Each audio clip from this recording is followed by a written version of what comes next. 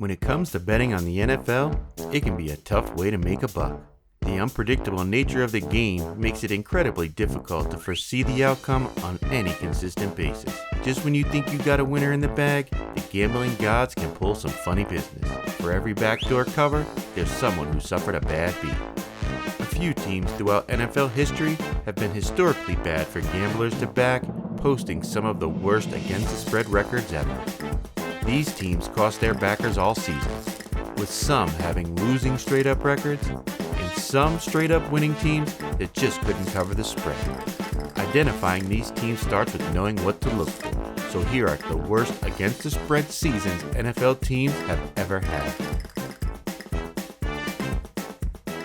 Trying to stay with Curry, catches, one dribble, steps back, puts up a three, won't go, rebound tip taken by Spates, final seconds, it's over, it's over! Cleveland is a city of champions once again! The Cavaliers are NBA champions! The city of Cleveland was riding high in 2016, with the Cavaliers winning their first NBA championship. The Cleveland Browns began the 2016 season with renewed expectations, with the hiring of Hugh Jackson as their head coach. Instead, the Browns would have a run of futility nearly unmatched, going 1-31 over the next two seasons. The Browns would begin the 2016 season losing their first 14 games before finally getting Jackson his first victory as a Cleveland Browns head coach. The Browns would amass a 3-12-1 against the spread record in 2016, helped by ranking 31st in points per game scored and 30th in points per game allowed. The Browns would be underdogs in all 16 games and have 10 double-digit losses on the year. Cleveland would start three quarterbacks during the year after newly signed quarterback Robert Griffin III would be injured in Week 1. Cody Kessler, a third-round rookie, would go 0-8, while journeyman Josh McCown would lose his three starts. RG3 would return to lead the Browns to their only victory in Week 16. One positive from this train wreck of a season was Cleveland got the first pick in the 2017 draft, choosing Texas A&M defensive end Myles Garrett. The 1-15 record would be the worst in the franchise's history, but wouldn't last long as the Browns would go 0-16 in 2017, joining the 2008 Detroit Lions as teams to lose all 16 games. This would mark the Cleveland Browns' 15th season without making the playoffs. In the air to left, well hit. Back is Craig. What a team. What a ride. The Cardinals are world champs in 2011. St. Louis was buzzing after the amazing finish to the 2011 World Series, where the Cardinals would win the franchise's 11th championship. The Rams in 2011 were looking to improve on their 7-9 record from the previous season. Under head coach Steve Spagnuolo, St. Louis would instead fall to 2-4 and a bankroll busting 3-12-1 against the spread. In 2011, the Rams offense, led by first-year offensive coordinator Josh McDaniels, was horrible, with a league-worst 12 points per game and a league-worst minus 214-point differential. The 193 points scored by the 2011 St. Louis Rams was the 11th fewest points scored in a 16-game season. The Rams would have 9 double-digit losses and 6 games where they would score 7 or fewer points, including 2 shutouts. Quarterback Sam Bradford started 10 games, going 1-9, with 6 touchdowns and 6 interceptions, while A.J. Feely and Kellen Clemens would start the other 6 games, going 1-5. Running back Steven Jackson would be the shining light, starting 15 games and rushing for 1,145 yards and 5 touchdowns. Unfortunately, it wouldn't be enough, as the defense was also bottom of the league in points allowed at 25.4 points per game. This would be the final year of the Spagnuolo era, and the Rams would hire Jeff Fisher as the head coach for the 2012 season. Junkin snapping it.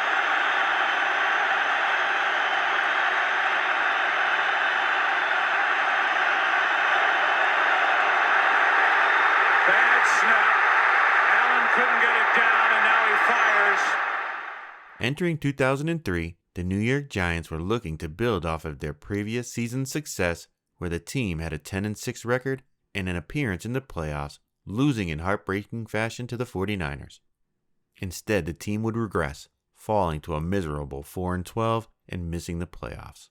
The Giants would have 9 double-digit losses, with the offense ranking 30th in the league at a measly 15 points per game, leading to a 3-12-1 against the spread record.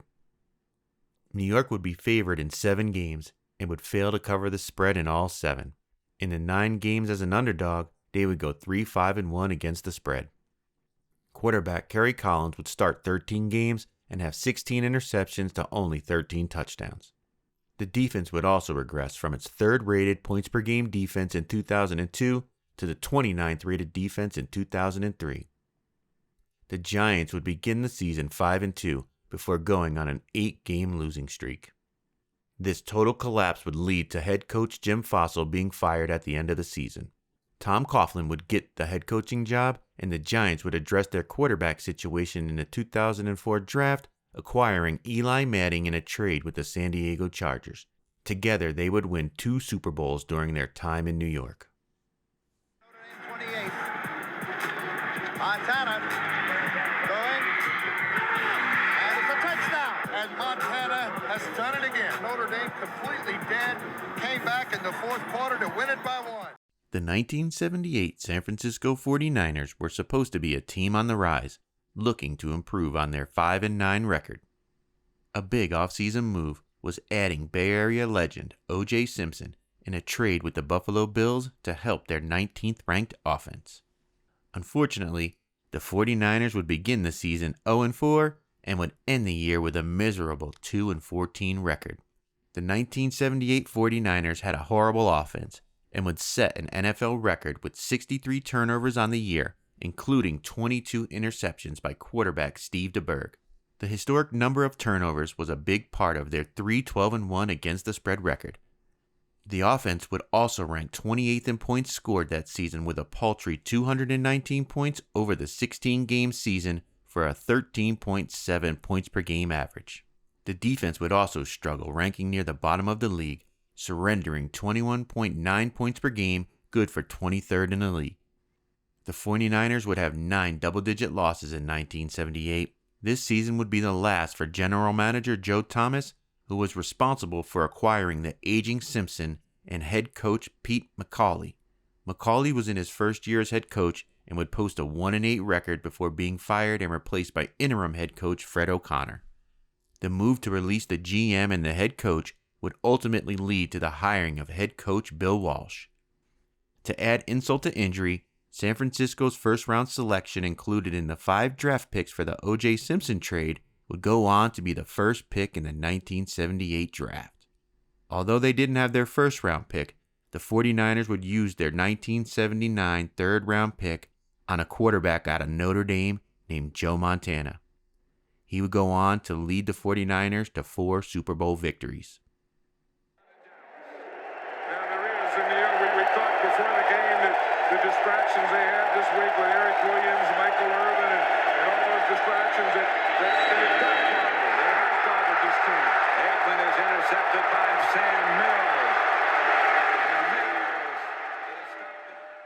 1997 would be the last season of the 4-year tenure of Barry Switzer as head coach of the Dallas Cowboys, who replaced Jimmy Johnson.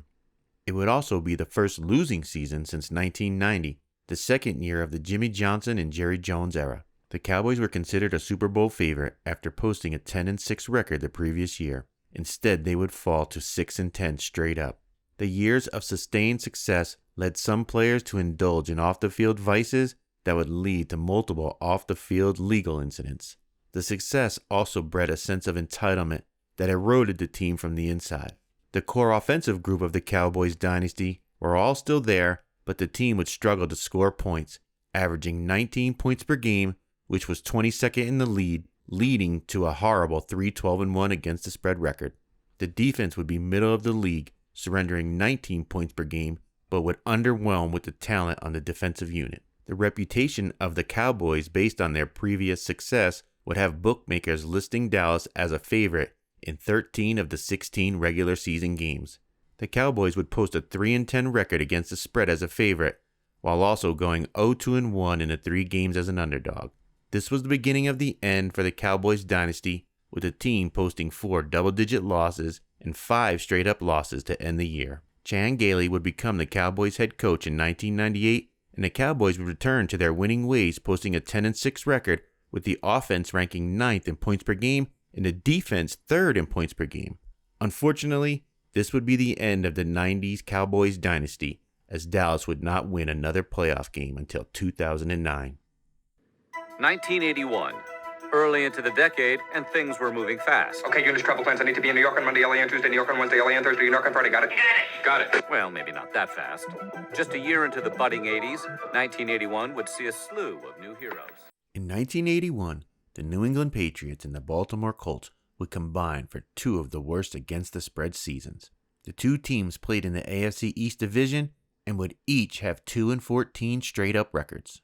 The 2 teams would bookend the 1981 season playing each other, with Baltimore's only 2 victories coming over the Patriots.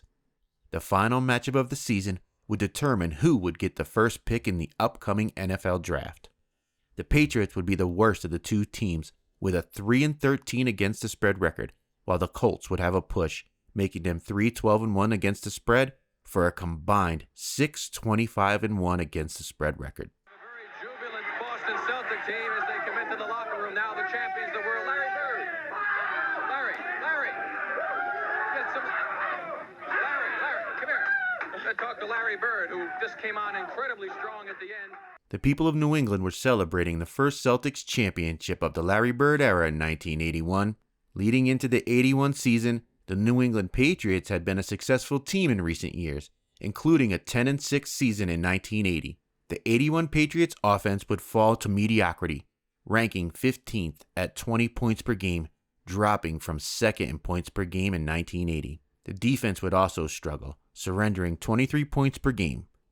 New England would have a mind-boggling 50 turnovers, including a combined 34 interceptions. Fans would experience a complete letdown as New England would lose 8 games by 1 score, leading to their 3-13 against the spread record. Turnovers and blown fourth quarter leads would have the Patriots starting off the season 0-4. New England would finally get a victory in Week 5 over the Kansas City Chiefs. They would then alternate losing and winning over the next 2 weeks. Then New England would proceed to lose 9 consecutive games. Did he offer you? I don't. He offered me whatever I want, money. I have not any intention to move the goddamn team. If I did, I would tell you about it, okay? So staying here. I said, if I have any intention of moving the team, I would tell you about it. Okay. Not to be outdone, the 1981 Baltimore Colts, also members of the AFC East Division, would have one of the most miserable seasons in NFL history. The Colts defense had one of the worst seasons in NFL history, setting records for points and yards allowed. They would be 26th in points per game scored and 28th in points per game allowed. This team would have 3 against the spread victories on the year, including 2 over their division mate New England Patriots. The Colts would have 14 consecutive outright losses, leading owner Bob Irsay in an unprecedented move to take over offensive play calling during a game against the Philadelphia Eagles. After a bitter dispute with the leadership of Baltimore over financing for a new stadium, in 1983, Bob Irsay would move the Colts to Indianapolis. 23 seconds left. Steve McNair. Well, I'll tell you, I'm one of those people that thought it would be monumental for Indianapolis to come here and beat the Ravens. They were so well rested. They're such a good football team. The Baltimore Ravens entering 2007 were riding high, coming off a 13-win season and an NFC North title. The Ravens would lose in the divisional round of the playoffs to the Colts, but expectations were high entering the 2007 season.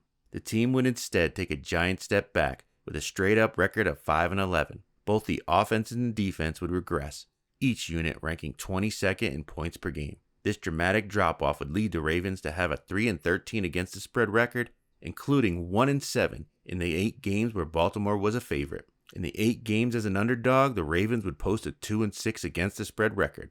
Baltimore would have 3 starting quarterbacks during the season, contributing to their 40 turnovers.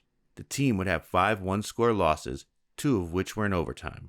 The dramatic fall-off would cause head coach Brian Billick, who won a Super Bowl in 2000, to be fired at the end of the season. The Ravens would hire Jim Harbaugh, and they would draft quarterback Joe Flacco from the next draft. Together, they would help lead the Ravens to an 11-5 record in 2008 and make it all the way to the AFC Championship game.